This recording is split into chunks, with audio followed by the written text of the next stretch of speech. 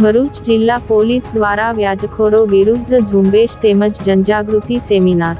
રાજ્ય સરકારના પ્રયત્ન અન્વયે ભરૂચ જિલ્લા પોલીસ અધિક્ષક મયુર ચાવડાની સૂચના અને માર્ગદર્શન હેઠળ ભરૂચ જિલ્લા પોલીસ દ્વારા ગેરકાયદેસર રીતે ઊંચા વ્યાજે નાણાં ધિરાણ કરી સામાન્ય પ્રજાજનોને ગંભીર આર્થિક શોષણ કરનાર અસામાજિક તત્વો વિરુદ્ધ કાર્યવાહી કરવા માટે ભરૂચ જિલ્લા પોલીસ દ્વારા દાંડિયા બજાર સ્વામિનારાયણ મંદિર ખાતે હોલમાં વ્યાજખોરો વિરુદ્ધ કાર્યવાહી કરવા માટેની ઝુંબેશ તથા જનજાગૃતિ સેમિનારનું આયોજન કરવામાં આવ્યું હતું। આ કાર્યક્રમમાં ભરૂચ ડિવિઝનના નાયબ પોલીસ અધિક્ષક CK પટેલ તથા SOG police inspector A Chaudhary તથા ભરૂચ શહેર A ડિવિઝનના PI VU ગડરિયા તથા ભરૂચ શહેર B ડિવિઝનના PI SD Phultariya, Bharuch શહેર C ડિવિઝનના PI VR ભરવાડ, ભરૂચ તાલુકા PI PD ઝણકાટ તથા ભરૂચ નગરપાલિકા તેમજ પંજાબ નેશનલ બેંકના અધિકારીઓની ઉપસ્થિતિમાં વ્યાજખોરો વિરુદ્ધ ગેરકાયદેસર પ્રવૃત્તિ અટકાવવા માહિતગાર કરવામાં આવ્યા।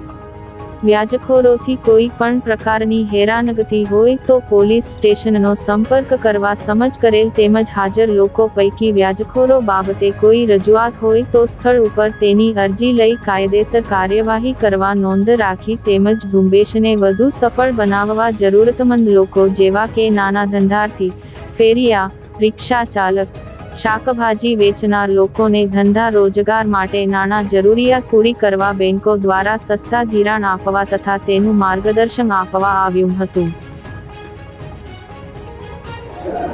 ગુજરાત સરકારશ્રીએ વ્યાજખોરોના વિરુદ્ધમાં અભિયાન છેડેલું છે। એના અંતર્ગત આજે જિલ્લા પોલીસ વડા શ્રી મયુર ચાવડા સાહેબના સૂચના અને માર્ગદર્શન હેઠળ સામાન્ય જનતા વ્યાજખોરીના ચક્કરમાં ના આવે અને જો એમને કોઈ નાણાંની જરૂરિયાત હોય તો સરકારની જે સ્કીમો છે બેંક દ્વારા કે સરકારની બીજી સ્કીમો દ્વારા જે સરળતાથી લોન મળે છે એ લોન મેળવે અને વ્યાજખોરોની ચક્કરમાં નહીં આવે। અને જો સમાજમાં આવા વ્યાજખોરો દ્વારા કોઈ આવી રીતે ચૂષણખોરી કરવામાં આવતી હોય તો એ વ્યાજખોરોના વિરુદ્ધમાં નિર્ભય રીતે ફરિયાદ આપવા માટે આગળ આવે। એના માટે અમે આજે ભરૂચ જિલ્લા અને ભરૂચ શહેરમાંથી લોકોને બોલાવીને એમને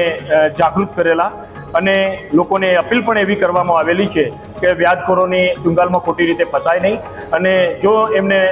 નાણાંની જરૂરિયાત આકસ્મિક રીતે જણાય તો સરકારશ્રી દ્વારા જુદી જુદી સ્કીમો સસ્તા દરે